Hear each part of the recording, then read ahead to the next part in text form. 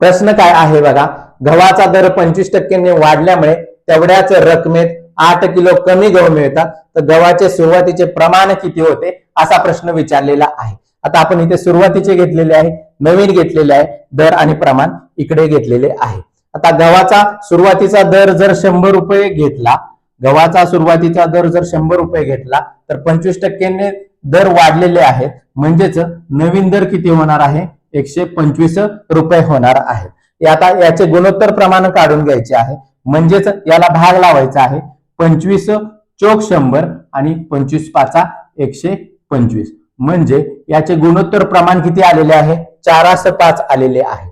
आता अशा गणितामध्ये नेहमी एक गोष्ट लक्षात ठेवायची आहे की किंमत वाढली की प्रमाण काय होते, कमी होते। किंमत वाढली की प्रमाण कमी होते, म्हणून प्रमाणाचे गुणोत्तर नेहमी किमतीच्या काय असते, विरुद्ध असते। प्रमाणाचे गुणोत्तर नेहमी किमतीच्या विरुद्ध असते, म्हणून इथे गुणोत्तर प्रमाण काय येणार आहे, 5:4 येणार आहे।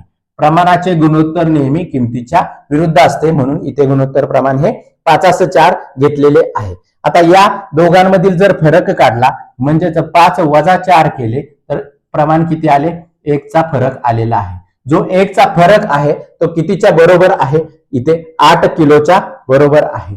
म्हणजे एक प्रमाण बरोबर किती झालेले आहे, 8 किलो झालेले आहे। एक प्रमाण बरोबर किती, 8 किलो, एक युनिट म्हणजे 8 किलो आलेले आहे।